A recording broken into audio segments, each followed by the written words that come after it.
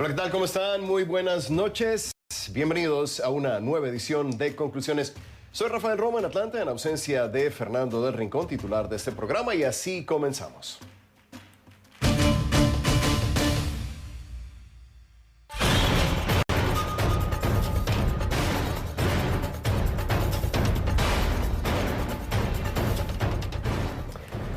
¿Qué se debe hacer con miles y miles de migrantes que intentan entrar sin documentos a un país? Ese ha sido el gran reto en los últimos días, no solo para Estados Unidos, sino para México y otros países de tránsito que han visto una afluencia de migrantes, especialmente haitianos, que ha roto marcas. Por una parte, queda claro que no había un plan ni para recibirlos ni para procesarlos, sea en Estados Unidos o en México. Y por la otra, también queda claro que la impaciencia y la frustración aunadas al calor que experimentan los inmigrantes varados en la frontera México-Estados Unidos están provocando incidentes de tensión.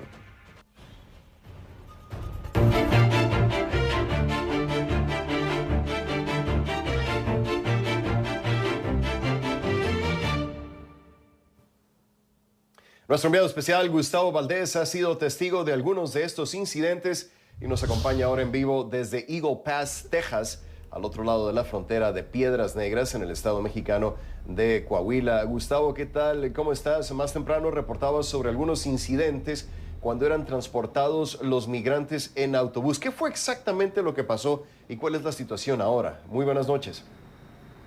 ¿Qué tal, Rafael? Buenas noches. Estamos en Eagle Pass porque este es el puente por donde se puede pasar. El puente del río aún está cerrado dada la emergencia. ¿Qué fue lo que pasó? Según la policía, el día de ayer, unos tres hombres haitianos se trataron de amotinar en un autobús que los llevaba a otro centro de detención en el área de Corpus Christi, a unas 6 horas de donde estamos.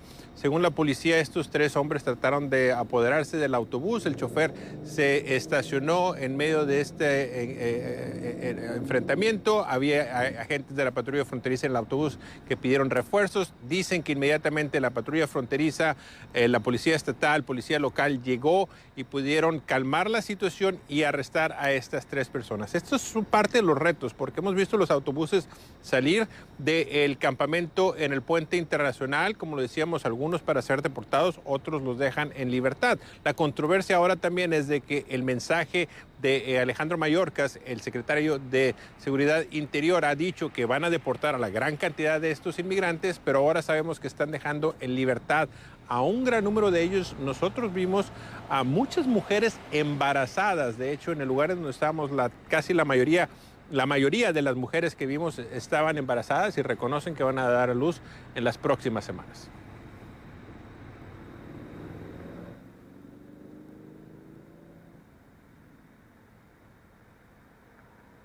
Bien, gracias. Nuestro enviado especial, Gustavo Valdés, reportando vivo desde Eagle Pass, en Texas. Gracias por el informe muy completo, Gustavo.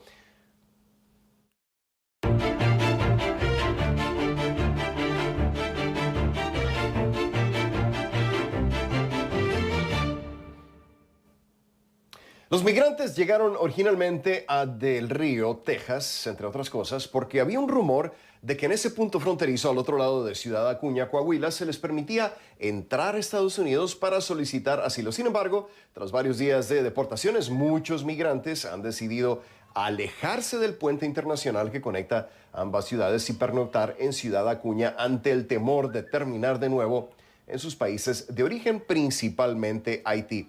Es un fenómeno del que ha sido testigo Rey Rodríguez, otro de nuestros enviados especiales, que nos acompaña en vivo desde Ciudad Acuña, Coahuila. Rey, ¿qué tal? ¿Cómo estás? ¿Cómo está la situación a esta hora de la noche? Adelante, te escuchamos. ¿Qué tal, Rafael? Un gusto saludarte. Y bueno, acá compleja la situación porque, como tú bien lo has dicho, nosotros estamos en un parque ecológico y aquí en este lugar, en la ciudad de Acuña, en el estado de Coahuila, pues muchos de estos inmigrantes, la mayoría haitianos, pues decidieron improvisar un campamento, quedarse aquí a ver lo que pasa, sobre todo porque Rafa, porque tienen mucho temor, mucha preocupación por lo que está pasando del otro lado.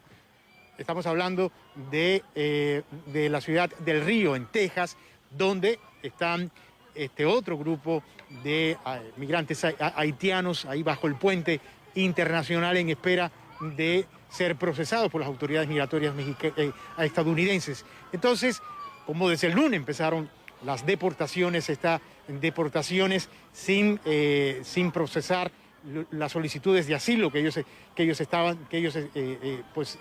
tienen la esperanza de que se les haga, pues entonces dijeron, pues nos venimos para acá y aquí vemos qué es lo que pasa. Eso es por un lado, pero por el otro hay otra preocupación entre ellos y tiene que ver que desde hace unos días las autoridades migratorias de México están trasladando a algunos de ellos hacia los estados de Tabasco y Chiapas. ¿Por qué te digo en esos dos lugares en el sur del país? Porque ahí tienen casos abiertos de solicitudes de refugio ante la Comar, la Comisión Mexicana de Ayuda a los Refugiados.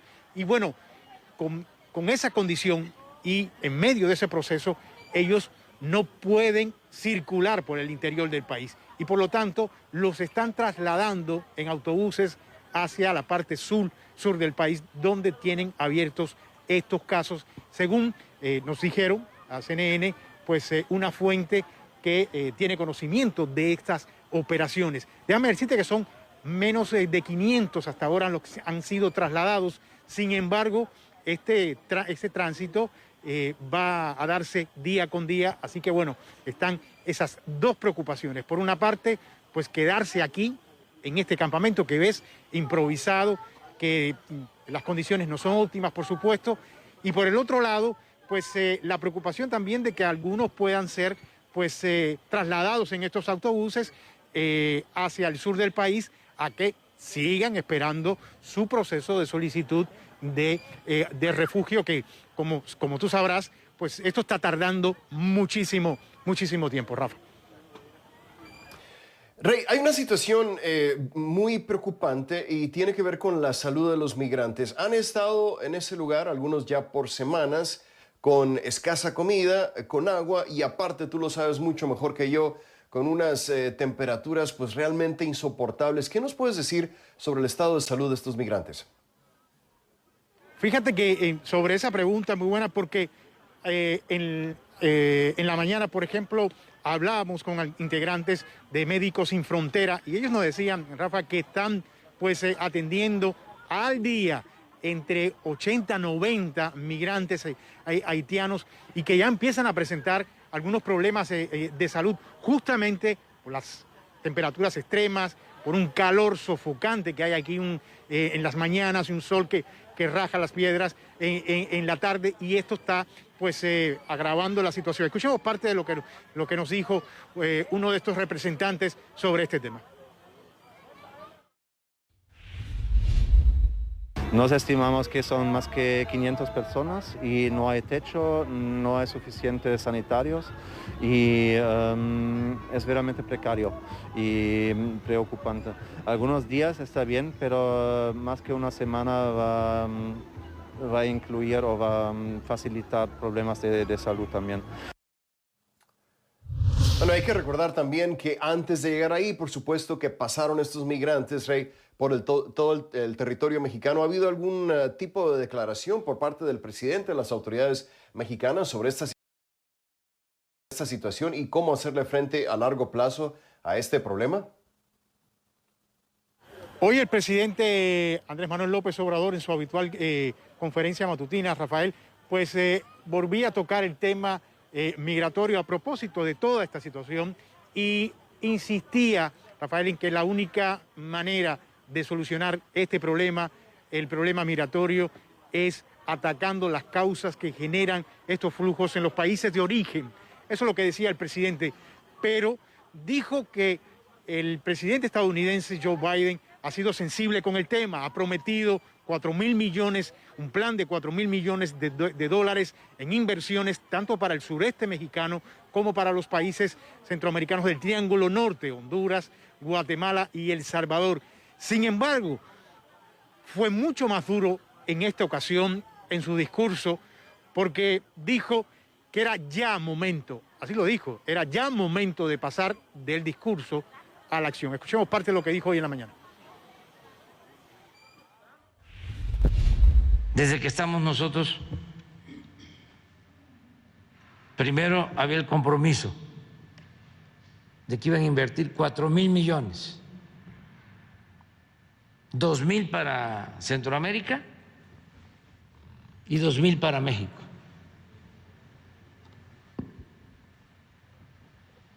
Imagínense si me hubiese yo quedado parado esperándolo. Me hubiese yo cansado, ¿eh? No ha llegado nada. Nada. Entonces ya basta de discurso. Ya hace falta la acción. Muy clara la postura del gobierno de México, sin duda alguna. Rey, te agradezco muchísimo, muy completo el informe. Mucho cuidado, por favor. Nuestro enviado especial, Rey Rodríguez, reportando en vivo desde Ciudad Acuña, en el estado mexicano de Coahuila. Gracias, Rey. Un saludo. Bien, y más adelante, ¿cuán eficiente ha sido el manejo del gobierno de Joe Biden para enfrentar esta crisis en la frontera? Es el tema que analizaremos con Otto Reich, ex subsecretario de Estado adjunto para el hemisferio occidental durante el gobierno del presidente George W. Bush, quien nos acompañará desde Miami al volver aquí a Conclusiones. No se vaya.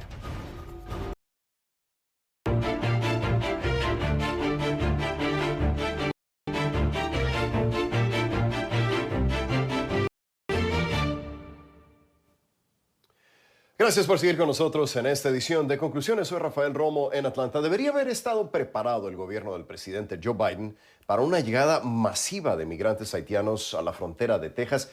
Y ahora que ya están en la frontera, ¿qué deben hacer las autoridades migratorias ante este gran reto? Es lo que le quiero preguntar a mi siguiente invitado. Le doy la bienvenida a Otto Reich, ex subsecretario de Estado adjunto para el hemisferio occidental durante el gobierno del presidente George W. Bush, que nos acompaña desde Miami. Bienvenido, señor Reich. Gracias por estar con nosotros. Para empezar, quiero preguntarle, estos miles y miles de migrantes haitianos provenientes de países como Chile, Colombia y Panamá venían en grupos numerosos que pasaron por Centroamérica y después se internaron en México, cruzando por tierra hasta llegar a la frontera. ¿Debería el gobierno de Estados Unidos y sus autoridades migratorias haber sabido lo que se avecinaba? ¿Falló la inteligencia al no poner en alerta a la patrulla fronteriza sobre este gran reto? Bienvenido, lo escucho. Muchas gracias. La respuesta simple es sí, claro que sí. Fue un gran fracaso por parte de la actual administración, que fue la que cambió las políticas sin pensar o sin que le importara el resultado. Cualquier persona que haya estado en el gobierno de los Estados Unidos, como lo he estado yo, en posiciones en América Latina, le podía haber dicho al presidente Biden que si hacía lo que hizo el primer día de su periodo presidencial, el 21, el primer día completo de enero de este año, cambió la política anterior con un plumazo.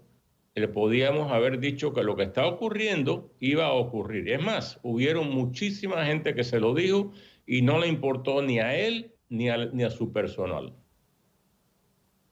Señor Reich, es una situación muy incómoda, ¿no?, para el presidente Biden. Apenas el mes pasado su gobierno sufrió un duro revés con una accidentada salida de las tropas de Estados Unidos de Afganistán y ahora ocurre una situación en la que parece que no estaba listo. Lo atacan tanto republicanos como demócratas. ¿Hay alguna forma en la que el presidente pueda salir bien librado, pueda salir airoso de esta nueva polémica? ¿Qué debería estar haciendo en este momento, señor Reich?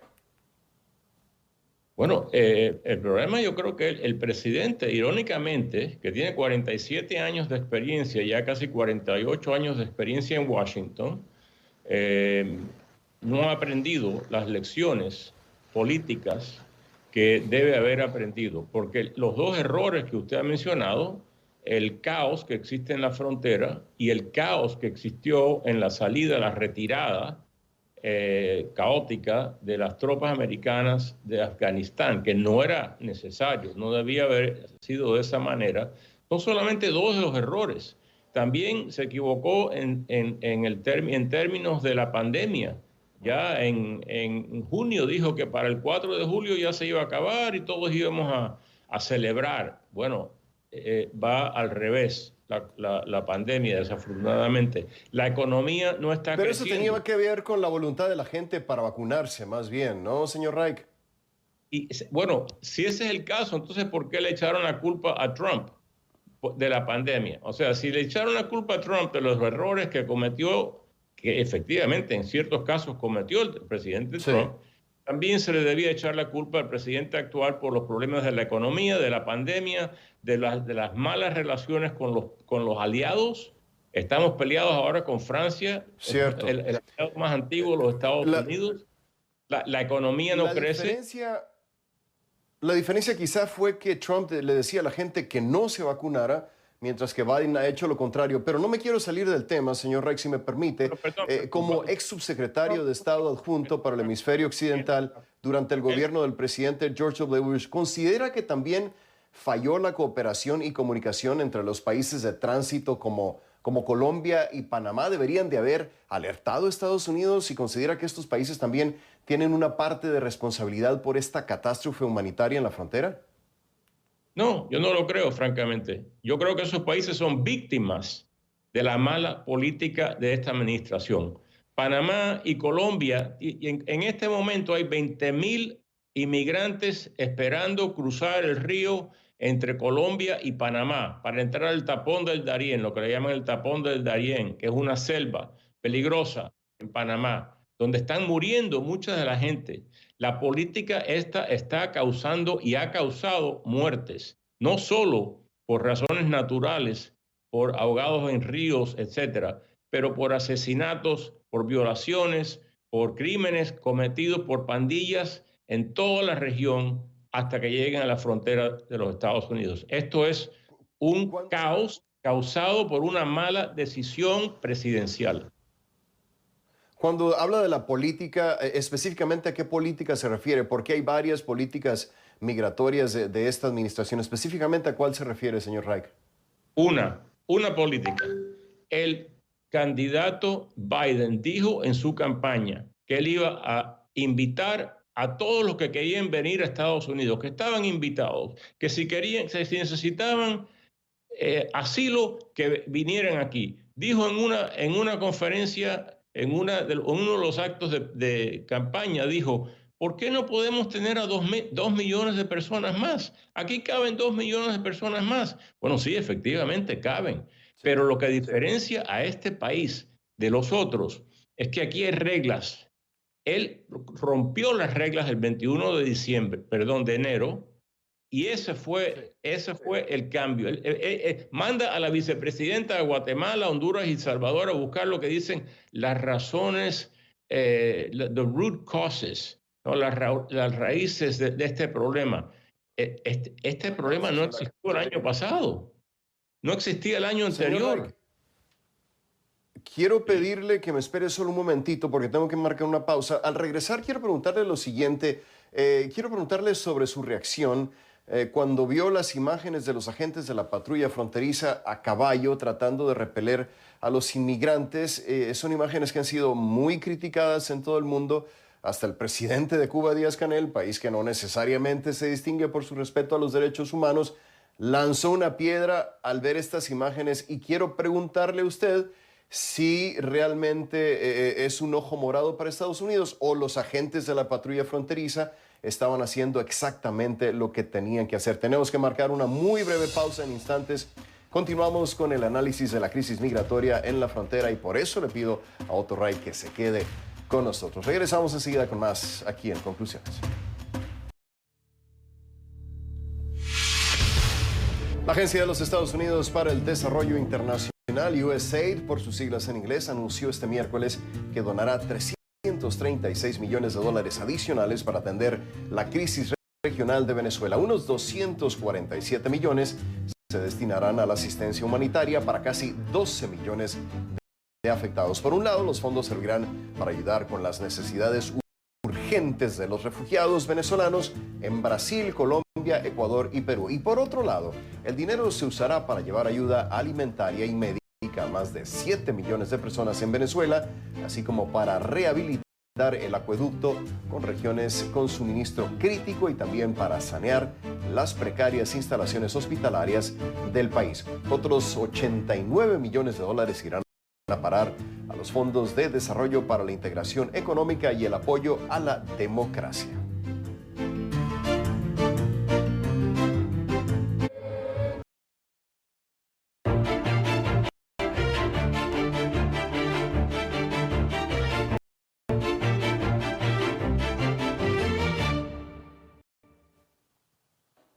Otto Reich, ex subsecretario de Estado adjunto para el hemisferio occidental durante el gobierno del presidente George W. Bush, sigue con nosotros desde Miami. Gracias por seguir con nosotros. Señor Reich, le preguntaba antes de ir a la pausa si le tocó ver esas imágenes en las que aparecen agentes de la patrulla fronteriza montados a caballo, aparentemente repeliendo a la fuerza a los migrantes que trataban de cruzar el río, y son imágenes que le han dado la vuelta al mundo. Y lo que le quiero preguntar puntualmente, señor Reich, es si usted considera que estas imágenes son un ejemplo de un claro abuso contra inmigrantes, o más bien lo que necesitaban hacer esos agentes para impedir que entraran sin documentos ilegalmente estos migrantes a Estados Unidos. ¿Cuál es, señor Reich, desde su punto de vista, la una o la otra? Quizás las dos. Primero, que si es un abuso, cualquier abuso tiene que ser condenado. No puede haber abuso de seres humanos que están desesperados, porque desafortunadamente los millones de personas que están viniendo a Estados Unidos, y ya pasaron de 1 millón y van a ser muchos más, están desesperados de salir de sus países. Son países que obviamente no funcionan. Pero segundo, no es justo tampoco que la prensa y que la Casa Blanca, que también lo ha hecho, critique a los oficiales de la Guardia Fronteriza, que son 300 oficiales tratando de parar a miles y miles y miles de personas que están rompiendo las leyes de Estados Unidos. Recuerde, eso casi nadie lo menciona. La gente que entra aquí ilegalmente está rompiendo las leyes de los Estados Unidos, y esos oficiales han tomado un juramento de hacer cumplir las leyes. Ahora, lo tienen que hacer de una manera humanitaria, pero no es justo que la Casa Blanca critique a la Guardia Fronteriza cuando han quitado los recursos necesarios para parar esta invasión de seres humanos que están sufriendo, y que a uno le rompe el corazón ver a todos esos inmigrantes cargando a sus niños cruzando el río para entrar a Estados Unidos, ¿no? Porque por supuesto que hay que tener misericordia con ellos, pero este es un país de leyes, y la razón por la cual vienen los inmigrantes a este país y no a los otros es porque las leyes construyeron un país exitoso, y los que rompen las leyes están rompiendo ese éxito. ¿Y qué le parece, señor Reich, la decisión de seguir utilizando una política iniciada durante la presidencia de Donald Trump para deportar de forma inmediata a los haitianos que no tengan un argumento para quedarse en Estados Unidos? ¿Es una política acertada? Bueno, yo no creo que se deben ser solamente los haitianos. Francamente, yo no entiendo por qué de pronto la administración, ¿no?, que dice que critica a mucha gente por ser racista, ¿por qué ahora lo han tomado en contra de los haitianos? Cuando han cruzado la frontera nigerianos, uzbekistanos, afganos, gananíes de Ghana y personas de todos los países, son millones. El Wall Street Journal de hoy, de esta mañana, tiene un artículo de los números de países que están mandando sus inmigrantes a Estados Unidos, o de los cuales vienen los inmigrantes a Estados Unidos. Es casi todo el mundo. Es más, es el estado de Texas. Tampoco es justo que el gobierno federal de los Estados Unidos, que son 50 estados, está dejando al estado de Texas que sufra todos los gastos y todas las críticas de parar a esa invasión de que está cruzando la frontera. No es justo. Esta es una política que causó el presidente Biden. Él tiene que poner los recursos en la frontera. En todo este fiasco, señor Ray, ¿qué le pareció la forma como ha actuado el gobierno de México? El gobierno del presidente Andrés Manuel López Obrador envió tropas de la Guardia Nacional a tratar de detener la caravana de migrantes y queda claro que no lo lograron durante la presidencia de Trump. México parecía dispuesto a hacer el trabajo sucio de Estados Unidos. ¿Qué debería pasar ahora y en qué momento se encuentra la relación entre ambos países? Bueno, primero que no creo que parar caravanas es trabajo sucio, porque las caravanas nuevamente consisten en personas que van a pasar a Estados Unidos a romper. Lo primero que van a hacer en Estados Unidos, desafortunadamente, es romper las leyes de inmigración de Estados Unidos. México no le hizo esto a Donald Trump. Es muy interesante.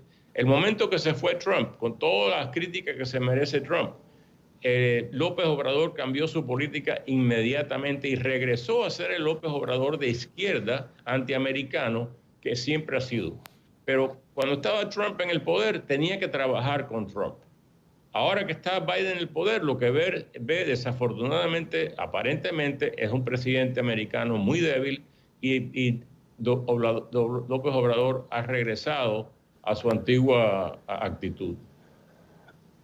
Otto Reich, ex secretario de Estado adjunto para el hemisferio occidental durante el gobierno del presidente George W. Bush, nos acompañaba desde Miami. Gracias por haber estado con nosotros, señor Reich. Hasta la próxima. Muchas gracias. Muy bien, y cuando regresemos a conclusiones, ¿cuán grande ha sido el esfuerzo de países en Centroamérica para controlar el masivo flujo de migrantes hacia Estados Unidos? Es el tema que analizaremos a continuación con mi siguiente invitado, Oscar Chacón, director de Alianza Américas. Estará con nosotros desde Chicago al volver a esta edición de Conclusiones. No se vaya.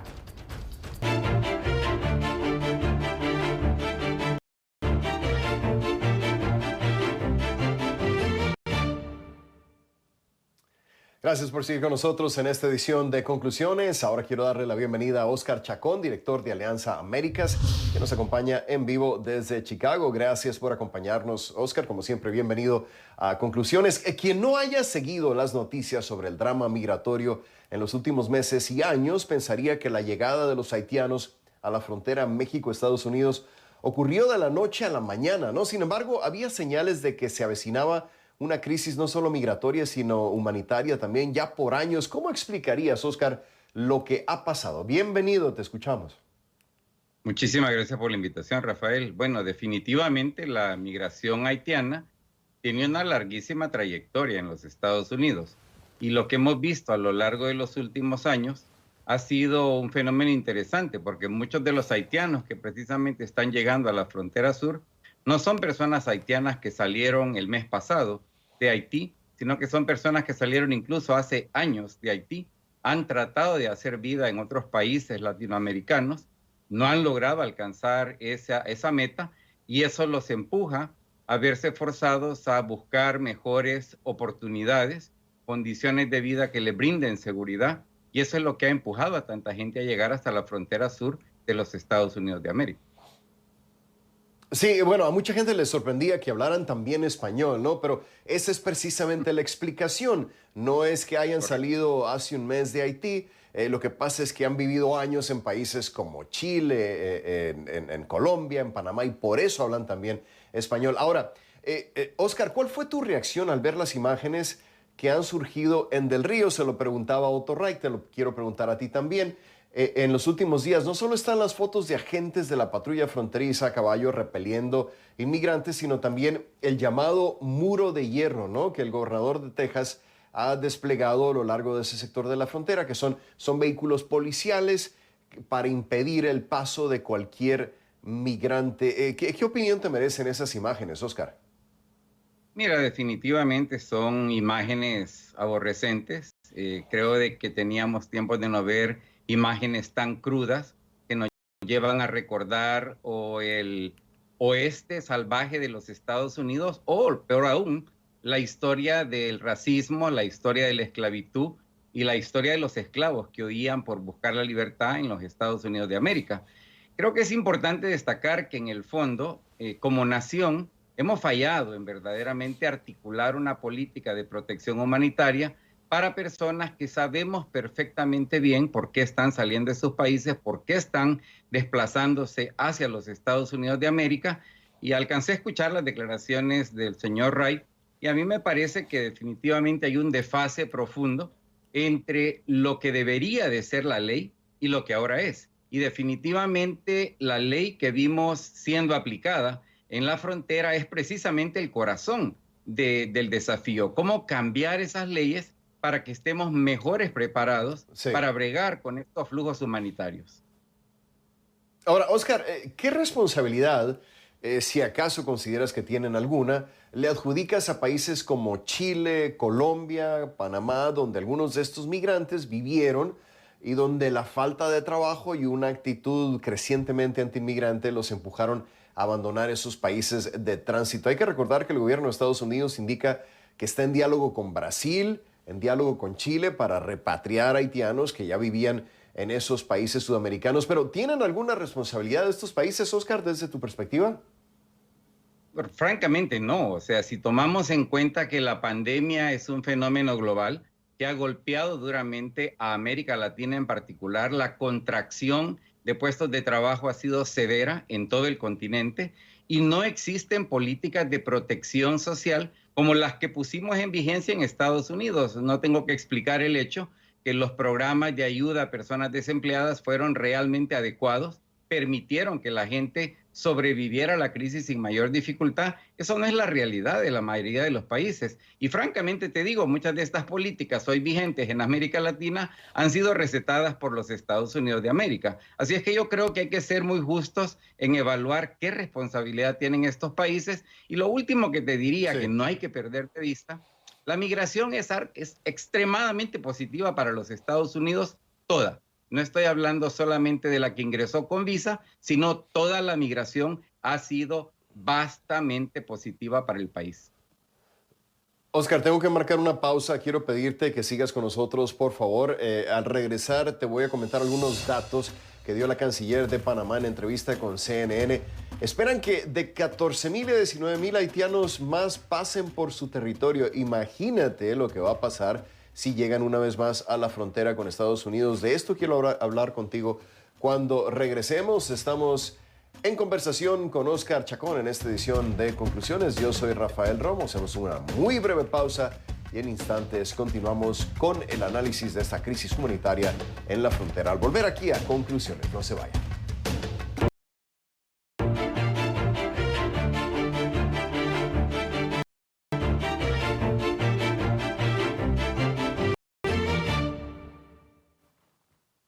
Le agradezco a Oscar Chacón, director de Alianza Américas, que siga con nosotros para esta conversación sobre el gran reto migratorio que enfrenta Estados Unidos. Oscar, antes de ir a la pausa, te hablaba sobre cifras que proporcionaba la canciller de Panamá, Erika Moines. Decía que se espera que de 14,000 a 19,000 haitianos más pasen por su territorio próximamente.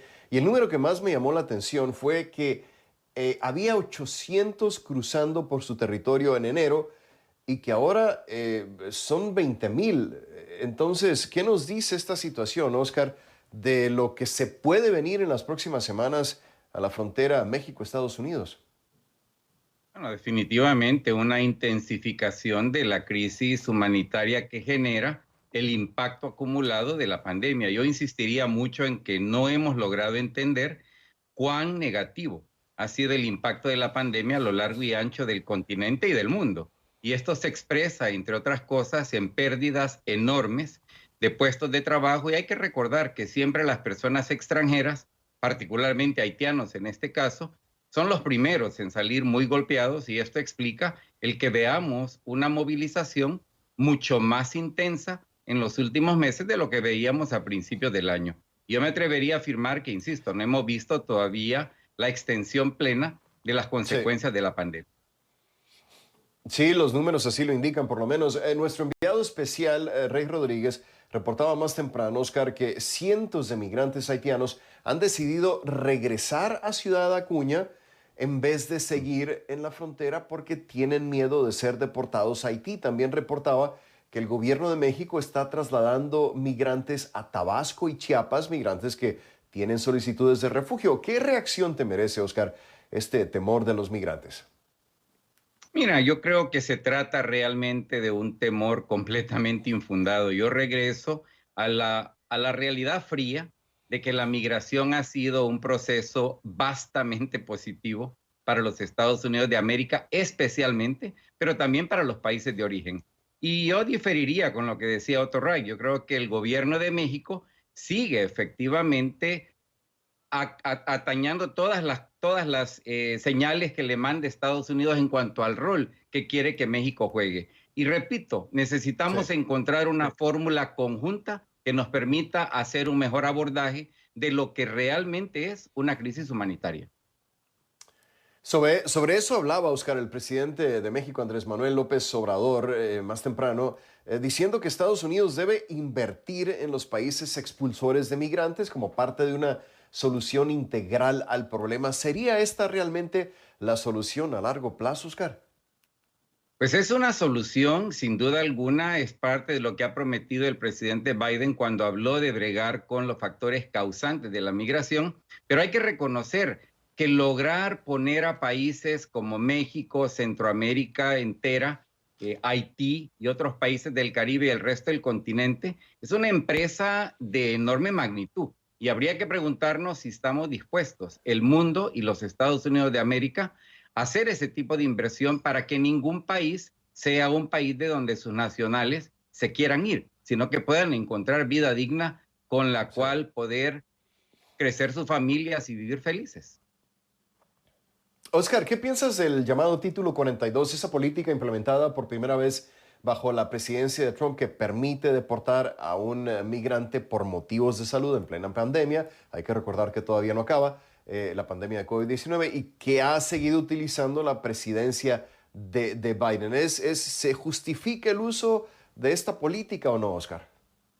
Absolutamente no. O sea, no hay ninguna evidencia médica que justifique el que se haya usado por parte de la administración Trump esta vieja ley de los años 40 del siglo pasado y que se siga usando hasta esta fecha. Es más, hubo un juez que dijo que tenían que parar el uso. Desdichadamente, le ha sido muy conveniente al gobierno de Biden seguirla utilizando porque permite, entre otras cosas, lo que conocemos como las deportaciones expresas, que por cierto no es únicamente en el caso de Haití que se está ocupando.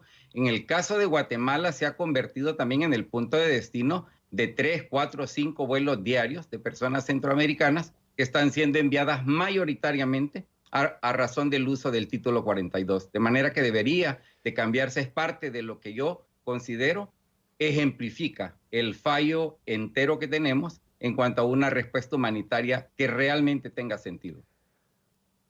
Nos queda escaso minuto, Oscar. Antes de despedirte, me gustaría que hicieras una evaluación final en este escaso tiempo que nos queda. ¿Qué debe de hacer Biden para enfrentar esto de una forma que no solamente cumpla con la ley de Estados Unidos, que tiene que hacerlo, sino que también le dé una respuesta humana al problema? ¿Qué puede hacer Biden en este momento, Oscar, ya para terminar? Hay dos cosas. Lo primero es cambiar enteramente la narrativa. Mientras sigamos pensando que los migrantes que llegan son una carga, una amenaza, un cáncer para el país, los vamos a tratar como tal. La realidad nos dice que esa simplemente no es la realidad. Y lo segundo, que es más difícil, porque no es solamente la administración, es cambiar las leyes. Nuestras leyes son obsoletas y son profundamente racistas y profundamente inhumanas. Oscar Chacón, director de Alianza Américas, nos acompañaba en vivo desde Chicago. Como siempre, un gusto saludarte. Gracias, Oscar. Cuídate mucho. Buenas noches. Muy bien, y así llegamos al final de esta edición de Conclusiones. Soy Rafael Romo en Atlanta, en ausencia de Fernando del Rincón, titular de este programa. A nombre de todo el equipo que hace posible Conclusiones, tanto en Atlanta como en Miami, gracias por su atención y nos vemos mañana.